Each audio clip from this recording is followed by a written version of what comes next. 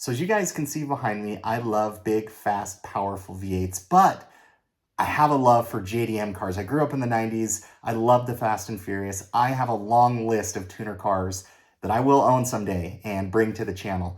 But within a week, I feel blessed because I drove some of the most iconic cars of the 90s as well as the early 2000s. So all within the same week, I drove a Honda AP1 S2000. I drove a Lexus IS 300 in a manual. I believe it was a 2002. I drove a 95 Mitsubishi 3000gt VR4, and I drove a 2010 Evo GSR. So all within that week, I drove all of those cars, and I want to share my quick thoughts and impressions with you guys. So the first car that I drove out of that group of cars was the Honda S2000. It was a 2000, it was an AP1. You have the AP1, the AP2. We're not going to get into all of those details, those differences. But the Honda S2000, that's what kind of started this whole journey. And in my opinion, it's the one that got away, and it's a car that I will own someday. But it was silver, had red leather interior. But what's crazy about the S2000s is it revs out to 9,000 RPM.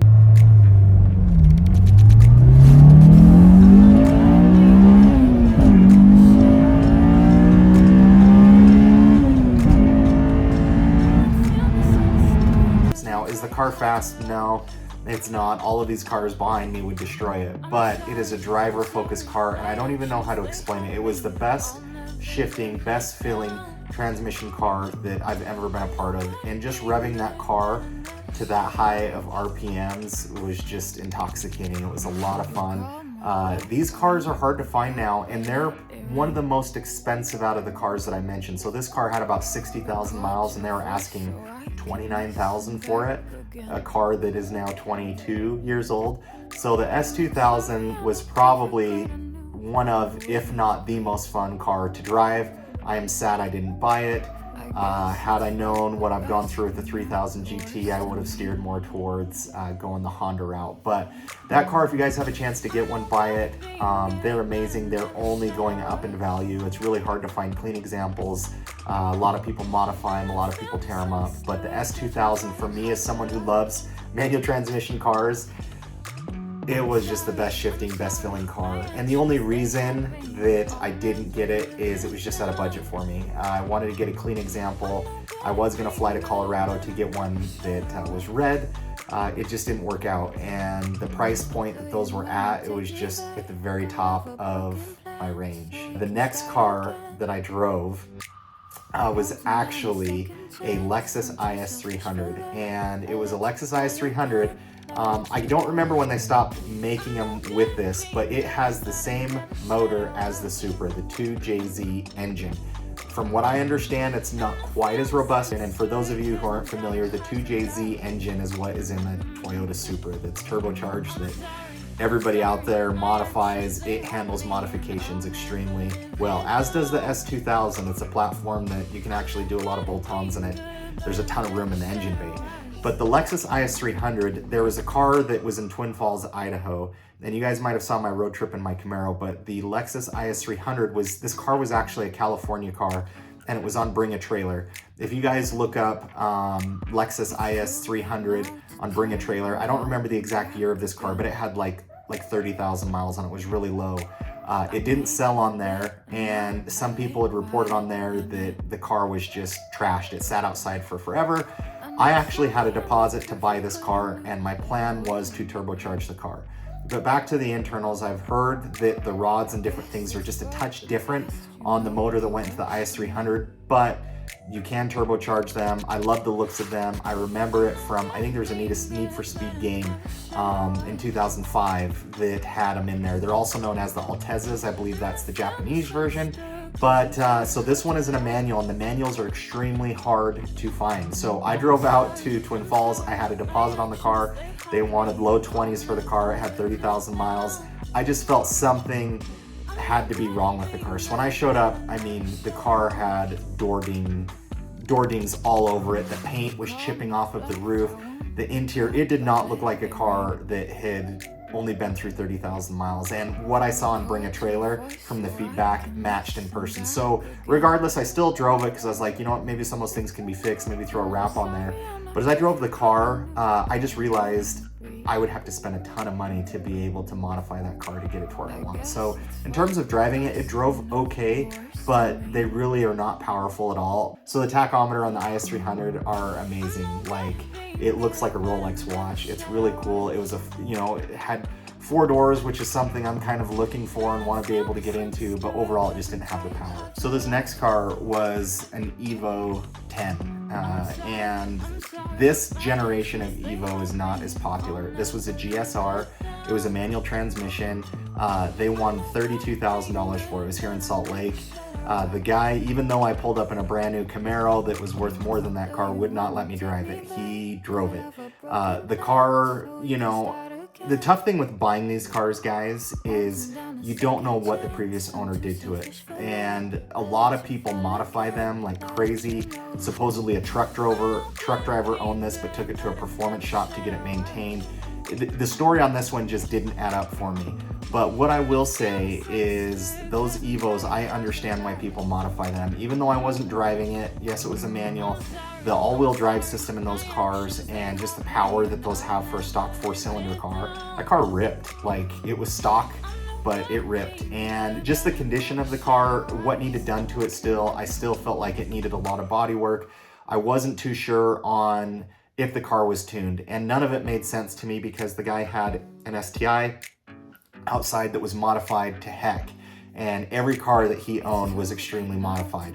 But supposedly a truck driver had it before me or before him, and they both took it to this performance shop. It just didn't quite add up to me, and you never know what these guys are hiding with these cars. So as you're buying STIs, as you're buying S2000s, as you're buying Evos, as you're buying 3000 GTs, you need to get paperwork, you need to understand what it was done before. So outside of the motor on the Evo, there really wasn't much going for it. I like the looks of it, but the inside, very basic. But I totally understand why people modify those cars, because in a stock form, those cars rip really well. And the last car that I drove, I actually got the deposit back on the IS300, and on the way back there was a yellow VR4 here in Utah that I wanted to drive, a 3000 GT.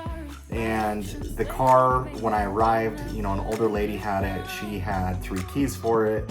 The original window sticker. The car had been in Utah its whole life. I could check it out. When I drove that car, I have never felt 2 turbos kick in like that car does.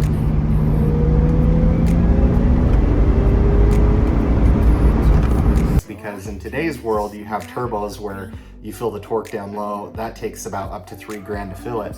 And the motor just felt extremely strong. And the twin turbos on that, when I stepped on it, it just made it so fun to drive. And it got me to a point where I was like, man, this would be a fun car. It's a manual. I could have a lot of fun with it. The all-wheel drive does very well. But what I didn't realize is just how touchy these cars can be. And a lot of these cars, if you're buying a car that's older than 20 years, is totally fine. I knew this car had some things with it, like oil leaks, which she claims it never had. But overall, I saw the potential of what this car could be, and these cars can be amazing. The problem is there's just not a lot of market for parts. You kind of have to buy used parts here and there. You have 3SX, you have some other places that still sell genuine parts. But one thing I recommend, if you guys are looking to buy any one of these cars, I would go belong to a user group on Facebook.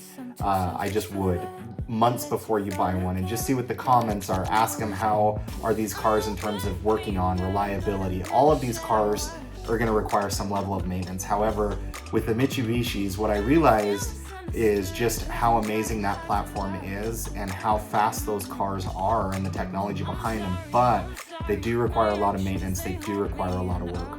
Overall, the most powerful car out of all of those in stock form is the 3000 GT VR4. It's very close with the Evo, but I feel the 3000 GT just felt a little bit faster to me.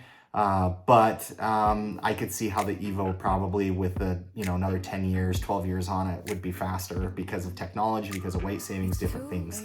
But after doing it all over again, I would have went the S2000 route. Just because of Honda and a lot of those motors, they last till 200,000 miles. But I am in the car that I'm in. The Lexus IS 300 would have been too expensive, especially at that low mileage of a car. It's just really hard to see those cars in manual transmission form. And you know, the Evo, it was over 30,000. The pricing on those are just crazy. If you get to a Lancer 8 or 9, it's just insane. But the Evo at 32 grand, I just didn't feel comfortable spending that much, especially when my Challenger, I bought that new for like 33. But that was back when the market was different. So overall, those are some of my impressions from driving those cars. I really want a lot of those cars on the channel. I will have an S2000. The car that I really love the looks of, but they're not fast, is a Mitsubishi Eclipse. You know, a 99 or lower would be awesome, a GST or GSX. I love some of the older Honda Civics. I love just about all cars, and I love the older STIs, the Hawkeyes. I had one that I was looking at, but I ended up pulling the trigger on it. But I love some of those older generation STIs. I think they're awesome, the Impreza WRX. But those are some of my impressions from driving those cars. I hope you guys enjoyed it. So within 1 week, I drove some of the most iconic cars of the 90s and 2000s. So I feel very blessed. I hope you guys enjoyed today's video. Let me know which car you prefer, which one you like, if you've driven one or the other. I'd love to get you guys' thoughts or impressions. Obviously, I'm not an expert on all these cars that I just mentioned, but I just wanted to give you guys my perspective of driving them all within the same week. The VR4 overall, with all the technology that it had and the power, and I was just, honestly, I got turbo drunk, to be honest, from those twin turbos kicking on and how hard that car pulled. I was like, gosh, this will keep up with a V8 decently. And I got turbo drunk, if that's a thing, and if it's not, I'm copywriting it. But overall, that's what swayed me to go that way, was just the power of the car, and to be able to modify it and just get a little bit more out of it would be a really fun car.